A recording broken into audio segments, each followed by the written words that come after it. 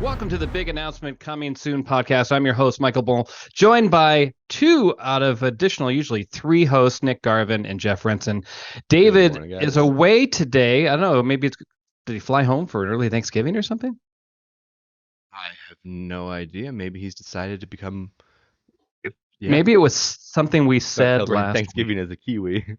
That's right. Those guys, he's going to go down to New Zealand. Well, he's got an American wife, so maybe that's why. Yeah, I do remember his first couple Thanksgivings and him discovering Thanksgiving food. He's like, "What the hell is this? This is amazing." It is a cool deal.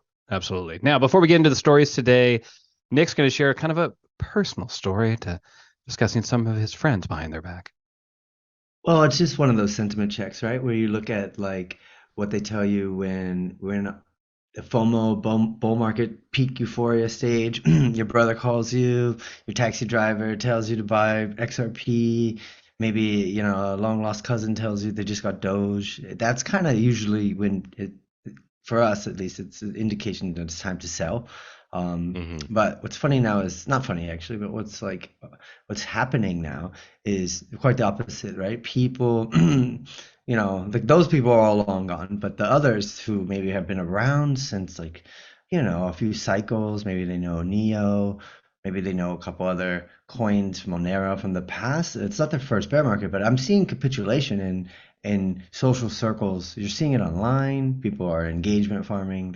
There's nobody out there anymore. They make jokes like, hey, good morning to the 6 people still around. And yeah, it's interesting to see long-term holders start to capitulate. And I wonder if it's to do with the FTX stuff and the bad reputation that has just like plagued 2023 in crypto. Yeah, I mean, when you see BlockFi going down, the whole blow up of Terra, et cetera, it makes you wonder about the legitimacy of the entire concept. Yeah, so thanks for sticking around. It hit investors as well as traders. It wasn't just a bridge hack where people who had moved to a new chain. This was people who had money, just they put it in BlockFi, maybe bought USDC and caught the 4% or whatever it was. Right. Those people may have been in since 2017 and getting burned that way, where you were a long-term believer. I think this might be that final push out for some. We all know that you'll talk about this later, right? But there's different ways to get burned. In 2017, there was the ICOs, and lots of people lost cash in ICOs. They started like the IEOs in like 2018 from Binance. Remember, they were starting to give all those. Like Matic was one of the first actually, when you got it below like half of a penny. But there were different ways to get burned, and I think the people who learned, I'm one of them, like learned the first time, okay, don't play around with ICOs, put it into these new apps, the staking or this yield farming, Like system. you say, new stuff, and we're gonna wrap up today. We thought it was safer, yeah. And then when that collapses, it really, really takes it's another hit and another bull market over. Now, this reminds me of my own personal story. About a year and a half ago, I was talking to Jeff, and he told me about this thing called Bitcoin, which I'd actually heard about, but was like curious about. And I said, well, Jeff, I've been told that when people like me, the boomers, want to get into something, that's when you should sell. So I don't think I should probably buy it. And you said to me, Mike, I don't think that's you. But Mike, you are a leading indicator, so that's your. But I did say I did Mike, buy, and then now I've lost my shirt. Should. So it's a bad time, but you should always have some Bitcoin. It was at 30 at the time, and then it shot way up. And I'm like, this Jeff guy's cool. And now it's like, this Jeff guy's an expensive friend. This Jeff guy no longer account exists. Yeah, I haven't been invited to the house in a while, Mike. That's true. If you do, you're buying. All right, why don't you move us on to the news, Jeff? Okay. So I think riding off of exactly what Nick said, where people are hating it, people are leaving. Other people are coming in. So Nike arrived. They have their .swoosh Web3 platform launched. They're going to do NFTs of shoes, clothes. They write shoes, clothes, apparel. Apparently there's more. And then also do real versions of all of this stuff. So they're here. And Nike's a pretty big deal. They're not going to invest all this money and then just close up shop. I mean, I guess you should say that does happen in some tech companies, but we're headed towards more NFTs in the world, having your own private key for owning your own stuff. We're not headed towards BAYC coming back. I mean, it might, Right. but BAYC is one. Well, tell Sorry, us what BAYC is. Bored Apes, right? Born The at big those, yeah. NFT hype from this year. That right, Right. Okay. Yuga, MoonPay, they pumped a lot of money in it to pump their token. Mhm. It's Mhm. dumping. It's who knows where it goes. But we're seeing an NFTs are here. iteration. Yeah, so Yeah. there's gonna like real quick, we're seeing an iteration, right? We're not seeing another Bored Ape because Bored Ape became a concept. It became something that everybody copied in roadmap style, right? And when I mean, it's like you took a PFP, right, the little trendy thing that people paid money for an avatar, and you turned it into an exclusive club with like a hybrid real world digital value, and that model will exist. And Nike is trying to do it, and everyone's trying to do it in their own way, but I think that Mhm. yeah, there won't be another until another model comes through. But like I think yeah, the PFP saturation is Yeah. was well in play, and that's gone. You Yeah, and know. that's that kind of the 2021 tokens might be dead, but there, I mean, Adidas worked with Bored Apes, Nike is working with Mm. what's it called RTFKT, um, Yeah. and they've proven they know the space a bit. So I think coming in, it's it's a Web 0 company moving in. I think it's going to lose a lot of the whole point of decentralized everything. That being said, Mm. a lot of people who are not in crypto now might be onboarded through Nike NFTs. Last week Nikki talked about people Absolutely. coming in through Top Shot or actually needing to understand crypto and MetaMask because they want to buy NFTs rather than buy some Bitcoin on Robinhood. And this is Hmm. another level Hmm. of, will it be a Nike login or is Nike going to have everybody go download MetaMask? That would be amazing onboarding. It's interesting Right. Nike getting in because they're essentially a fashion company and they should be more Hmm. forward thinking than your typical company. Right. And so, first But this question is is like, up. why didn't they get in already? And then second Right. one is like, now is not the time, or it is the time, right? Because Hmm. with a lot less trust in the whole crypto market Well, and we on saw it. We NFTs. saw them dip their toes in like through collaborations. Uh Everybody huh. from the Web 2 world partnered up with a successful thing. So it was really like they're riding the coattails of something else. So like Jeff Hmm. said, like Adidas partnered with Bored Apes, Nike partnered with this company or this like brand called RTFK, and I believe they were popular because they made like 3D sneakers and stuff like digital sneakers and then digital avatars too, right? Like Hmm. of the faces, but they could do other things. Like it's a digital brand, fashion brand, um, or culture brand. So you're seeing like the fashion lifestyle company merge, but they did it with like Doodles did it with Pharrell, and they're no one's really fully successfully jumped in. Johnny Depp tried to do his own thing, kind of failed. A couple people found that the easiest way during that bear market time was to just ride it on the way up of something that was already established. And now what Jeff's saying is like people are while we're all leaving, while retail is walking away, I think the industries are smelling blood and they're seizing opportunities now at a fire sale. All right, we'll have to see. Jeff, you got anything else in the news today? Yeah, GBTC, we're still waiting to see what's happening with Grayscale and Genesis. Yeah, so Grayscale, what's a 45% discount now? Yeah, So and that's a little scary for people. Okay, so I've owned Grayscale through Wealthfront. And so should people like me be afraid? oh, I don't think so.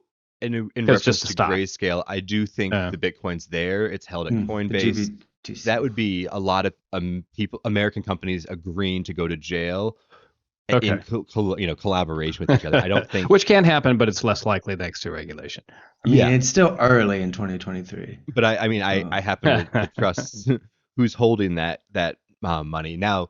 Genesis might be insolvent. There might be some issues around Grayscale trying to sell. They own a lot of their own GBTC.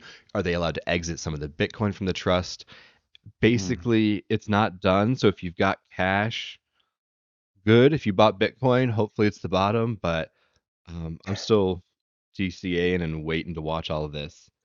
Cost Um, average, yeah. And the yeah. last thing is just kind of an odd one, something that we've talked about not so much on the podcast, but especially David and I, is when you hack something and steal the money. There's people who've Mm, stolen from FTX. What do you do with that? Because everyone can see it on the blockchain.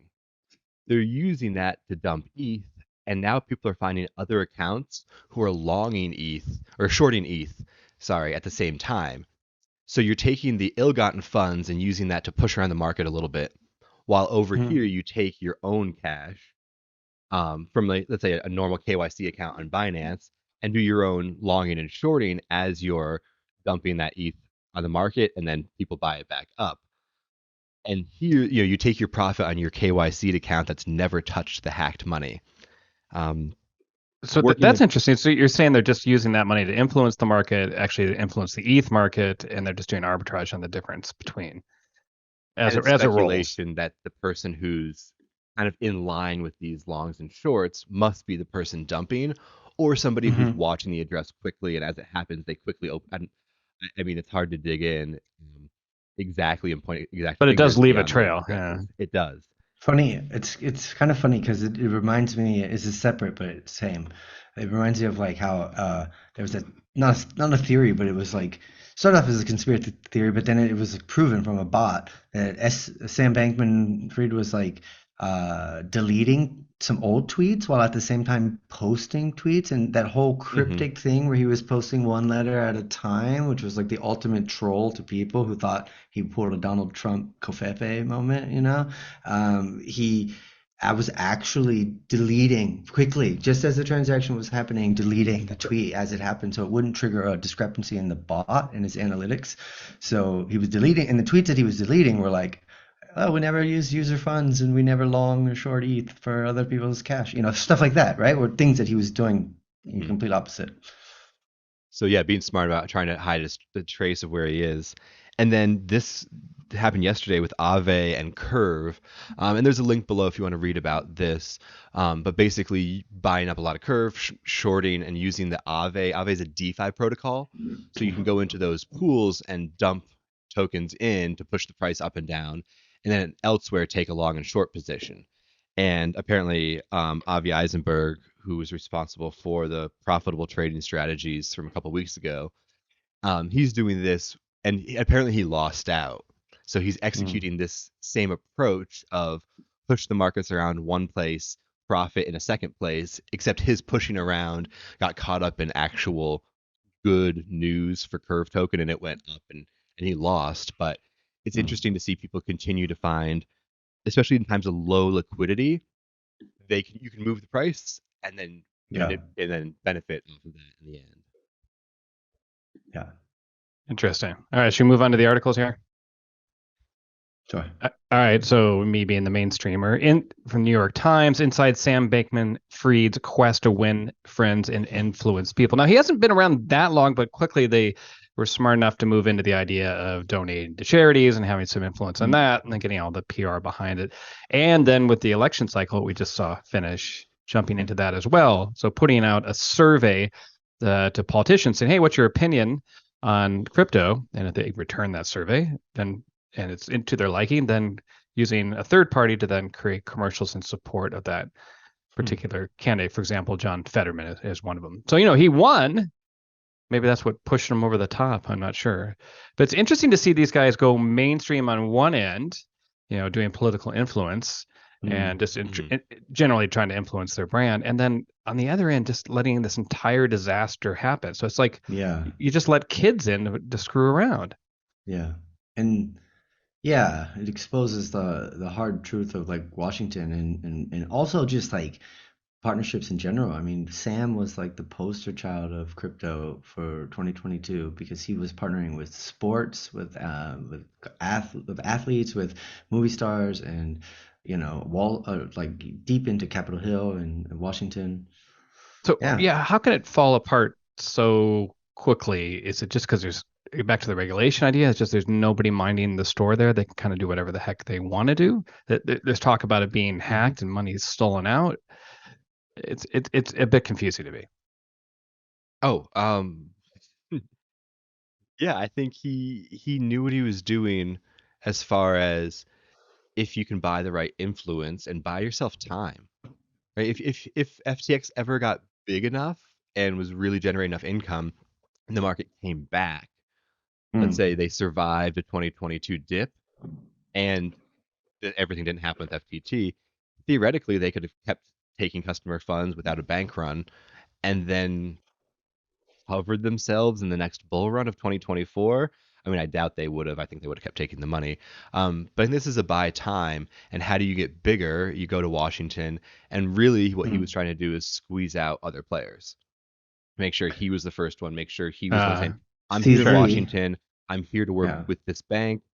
I'll take Yeah. your cash." So And the people just volume. got wind of what was going on, and that's when the bank run happened, so to speak. Yeah, Mhm. because I think he was betting on himself literally too much, and like Jeff said, trying to strategically take out the competition by getting in bed with Washington, and the token that he had, collateral in was his token, right? It's like a bunch of Disney dollars because it has Sure. value to him, but if you're there's not in circulation, you Mhm. cannot. It doesn't hold that value. That's not true value. So he took real funds, put it into his token, his Disney dollar, and then that turned out to be like, that got people got wind of it, and then you realize, oh, if I can trigger that little crisis, then there's no way that people will, hold on to something, and that's exactly what Binance did. They got rid of their token first. And then the Gotcha. headlines are saying, he lost, 14 billion in a day or two. Well, he didn't. He lost 14 billion of hypothetical value if he could have sold all his FTT tokens Yeah. into a market cap of 4 billion. So a lot of times, and people have talked about this a lot when you look at when I was growing up, the example is Bill Gates. He's the richest man in the world, but if he sells his Microsoft stock, it pushes down the value of the stock. He's no longer the richest Right. man while he's selling. And people looked at Sam and the books with FTT as collateral, how nobody thought about low float, high valuation, where he's holding it all, where if you can't sell it, it's not worth it. And I think the same thing when people talk about their NFT prices and they look at the floor price. The floor price isn't selling. The floor price is your ask price. Go look at the last sale price and then the last sale price of 20 of them, and what can you actually get out of something? So I'm still looking for that better metric of what's the value if we all wanted to leave? Because really that's zero, but what's over the next month if people want to sell? So when you're holding $1 million worth of a token on the books, you got to write down like 500K, 200K, $1,500. What can you really sell out of it tomorrow? And that's what Right. the valuation should be.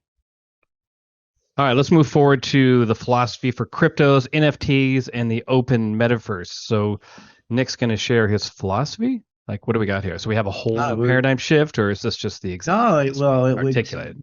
it's a paradigm shift, but for this Nice, podcast, nice. it's there's a lot of synergy because we've talked a lot about it earlier, right? We talked a little bit about consumer technology, and how, NFTs partnering with Web2 brands, like Nike, Adidas, and stuff.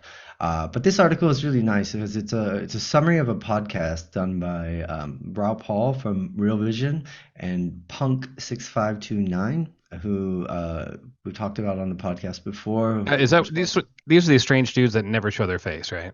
Yeah, Which is Punk right. bizarre. 6529 is Raul Paul's like a Just a normal. strange dude. um It shows what his was he, face. an ex Goldman trader who does crypto Oh, now, and Goldman retired okay, at um 35, lives in the yeah, has a Caymans. podcast Yeah. and talks finance all the time. Very okay, mainstream gotcha. known guy. Okay, Good okay. good interview though. Long format, and really just like, digging into the mind of 6529, and this article summarizes it, and we'll link it below, but it talks a lot about the open metaverse, and earlier in the, our podcast series, we talked about how he ran the first blockchain university course through the Nicosia out of Cyprus, right? So he's really doing a lot to educate people and onboard people into the space. They're talking about how, like, we don't realize it, but the world runs on a database anyways. We just put a lot of trust into third party apps like Uber, or, like, uh, for us over here it's Grab. But you have these like protocols that are decentralized that don't require me trusting you or me trusting my Grab driver or Uber driver. And he's talking about a restructuring of this database and re-architecting society. And he says, and not so much in this one, but he said before recently, that there's only three things now that are truly decentralized in the crypto space: NFTs, Ethereum, arguably, and Bitcoin. I mean, everything else now you can say is centralized, and that has failed. So he talks about NFTs. It's a stronger case for NFTs and how we're just getting started. We did the art distribution mode and gave people a new avenue to buy, sell, and have marketplaces. But really, we're starting to create value out of intangibles. We're seeing communities tokenized. Anyone can sell anything. Fractionalization is just getting started as well. So So a how's real this any new. different than just the general crypto market, other than I guess the full exchanges? So with custody, I think Yeah, more it's peer to a peer. currently, And I but think Yeah. doesn't it's all that moving in stuff? I that mean, direction, like Nike said. We're moving away from. Remember when every ICO was a finance app, ICO, sorry, in 2017, and Hmm. then Hmm. every alternative to ETH, the first thing you had was a decentralized exchange and a loan app, and you build out finance, you build out finance, you build out finance. Hmm. Well, that's kind of it gets finite at a point. I don't need another DeFi app that does the same thing on a different chain. Yeah. But if Nike's going to make custom shoes for me, right, the NFT space, it really Hmm. pushes in a direction beyond finance. I think while there's a lot of things to fix, the idea, the primitives of finance, like the ideas are Yeah. there. That's there. What's Right. next? So, and I see, yeah, and certain companies will leverage that, but I really see this as this is a convergence of cultures and technology, and it's Nike is not going to make a coin. Nike's not going to try to get listed on Binance. Adidas is not going to do that, but they'll dabble in these NFTs or community-based Hmm. membership token programs or incentivized reward programs. Um, and there's a cool snippet that I'm going to read real quick from the article that says like nobody cares about like the technology behind the thing that you're using. Like for example, Instagram uses Python, but I bet there's a lot of people on Instagram who don't really even know what Python is or care to know, nor do they but think that's going to make it better. Um, I said the same thing about how like um, there's different no we don't care about the rails underneath the thing that Hmm. makes it easy for me, and NFTs make it easy for a lot of people, kids, others. It's easy. It's conceptual, they can Yeah, understand. it'll get you abstracted know away in the same. I saw one today that was people go, "Oh, Bitcoin's hard to understand," and they go, "Well, explain email." And right. it used to be a pain to set up your email yeah, servers but on your it's own at not a real home fair and everything. comparison. If I'm Oh, I'm talking looking about to the make user app make interface. yeah, okay, but if I'm looking to make or lose money, I care a lot more about the underlying technology.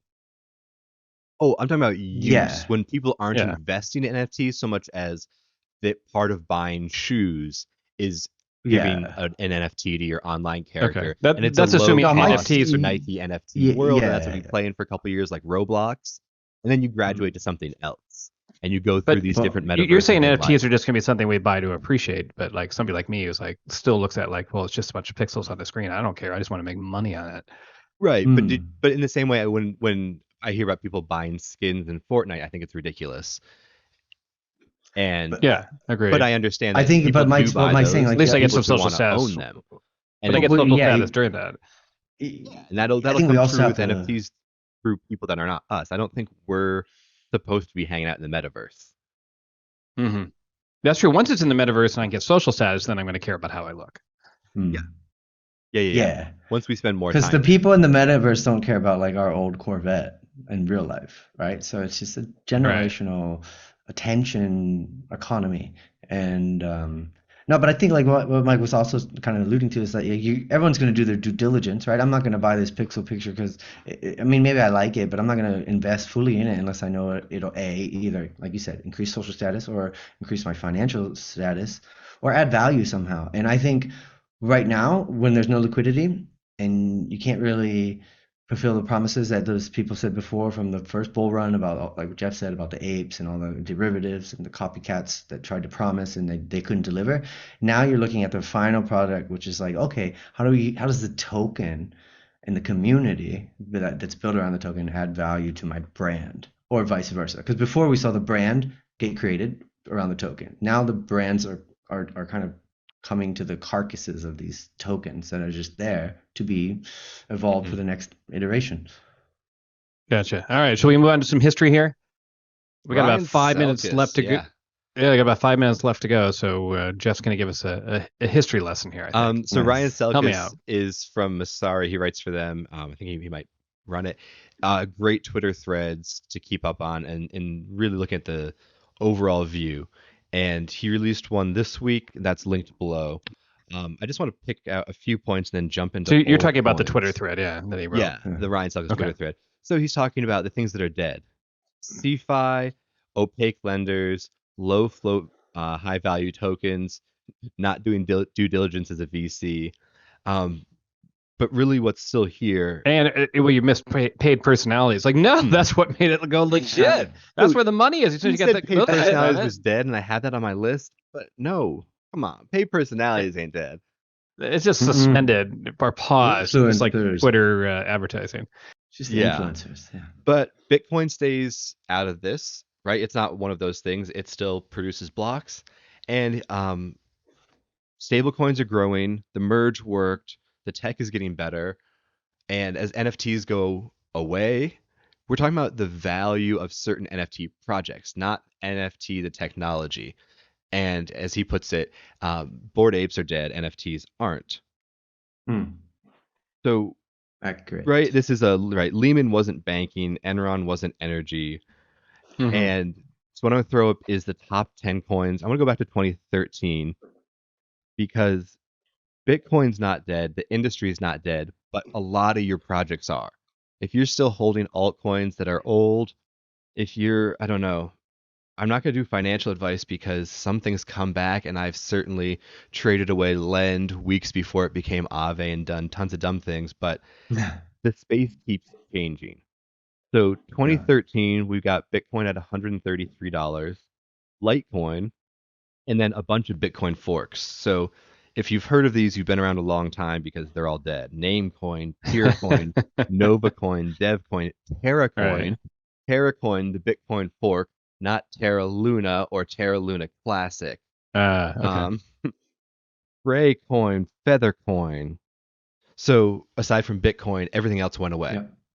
And Yeah, people look at that. go, They're oh, all it's all dead. Well, I don't recognize any of these things other than like Tether. Tether's not even there in 2013. Hold on.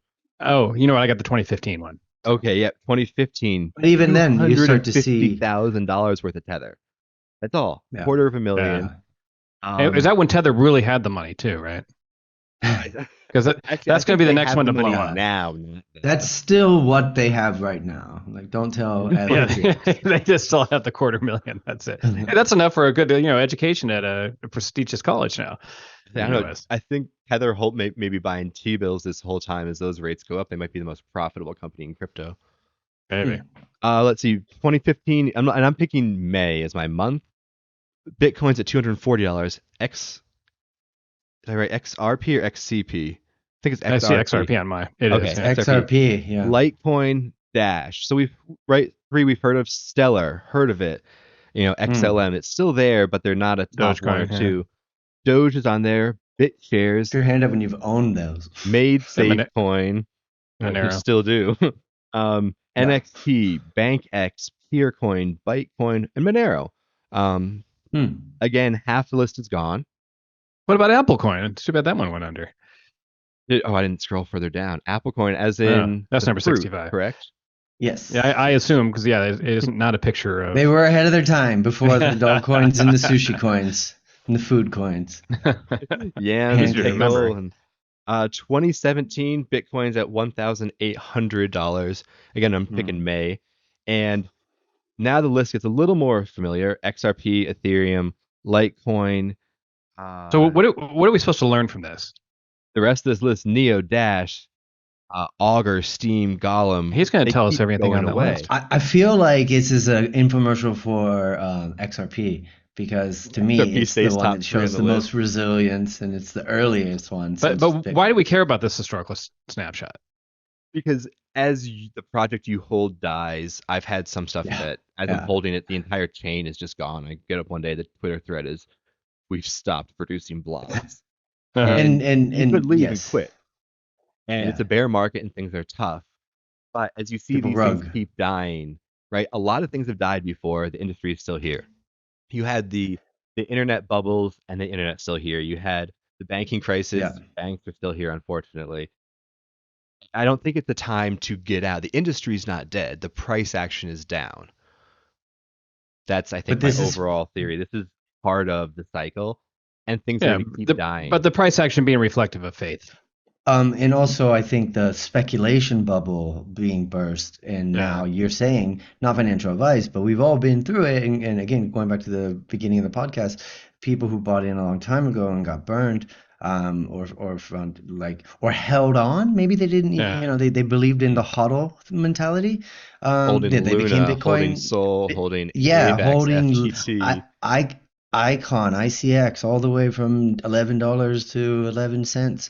Like that. People did that. They became bag holders and community members, and And they didn't yeah, move it's on with the space. As the space moves, keep up, see what's happening if you're investing in it.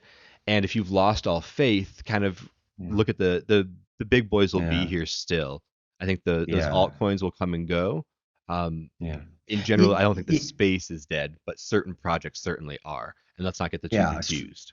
Okay. Strong conviction for the space, but let's hold these altcoins lightly, right? We don't want heavy bags. It's strong conviction with these held lightly, especially if we're not talking about Bitcoin. Everything else is not Bitcoin, as Michael Saylor would say. All right, we got about a minute left to go.